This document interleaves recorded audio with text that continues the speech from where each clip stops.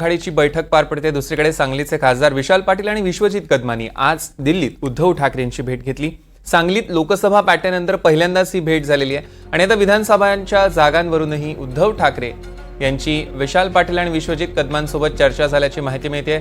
सांगली विधानसभेसाठी काँग्रेस, शरद पवार गट आणि उद्धव ठाकरे गटाला प्रत्येकी एक जागा मिळण्याची शक्यता आहे।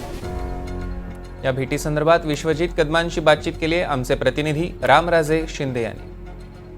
विश्वजित कदम जे आपल्या सोबत आहेत, विश्वजितजी आज तुम्ही उद्धवजींची भेट घेतलेली आहे, सकाळी आलेला आहात, काय चर्चा झाली? जी अगोदरच्या खूप चांगली चर्चा महाराष्ट्राच्या एकंदरीत विधानसभेबाबतीत झालेली आहे आणि हसत खेळत आम्ही एकंदरीत विशालरावांचंही जी आता कारकीर्द आहे लोकसभेतली, एकंदरीत येणाऱ्या काळात सगळ्या तरुण पिढीने एकत्र कसं काम करायचं अशी चर्चा झाली। बरोबर। विशालजी मला सांगा की आज हो बरोबर आहे, परंतु आज तुमची चर्चा झालेली आहे, जे काही मध्यंतरी घडामोडी घडल्या होत्या लोकसभेत, त्यानंतर मग सगळे मतभेद जे आहेत ते मनभेद जे निर्माण झाले होते ते दूर झालेत का?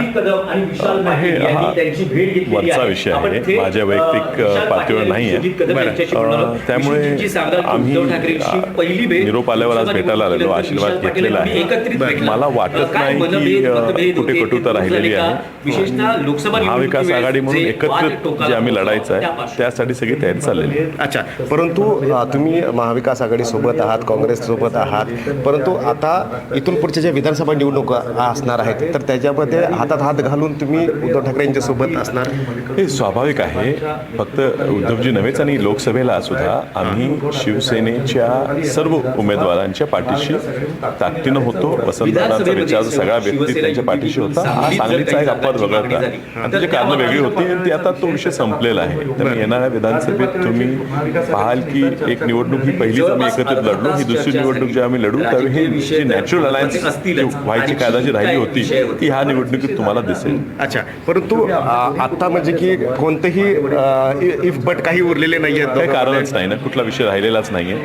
कुठे अंडरस्टँडिंगचा जो फरक होता तो ह्या 2-4 महिन्यात जुळलेला आहे, म्हणजे सगळे एका आम्ही पानावर आलेलो आहे। काय म्हणजे उद्धवजींचं काय डायलॉग झाला जर तुम्हाला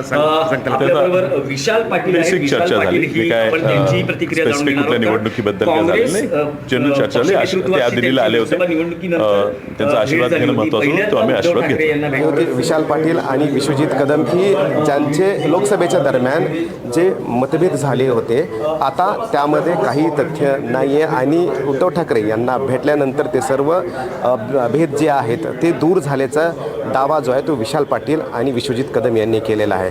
परंतु पाहावं लागेल की ज्या लोकसभेमध्ये ज्या चुका झाल्या होत्या त्या चुका आता महाविकास आघाडी टाळेल का आणि उमेदवारीवरून जो गोंधळ झाला होता त्याचा परिणाम जो आहे तो फटकासुद्धा महाविकास आघाडीला बसला होता। तर यावेळेस विधानसभा निवडणुकीला त्या सगळ्या त्रुटी टाळता येतील का? कॅमेरामॅन संदेश रामराज शिंदे, NDTV, दिल्ली। हो, उद्धव साहेबांनी तसे आदेश दिलेले आहेत, त्या सूचना केलेल्या आहेत की येणाऱ्या काळामध्ये महाविकास आघाडी म्हणून सर्वजण आपण एकत्र लढू।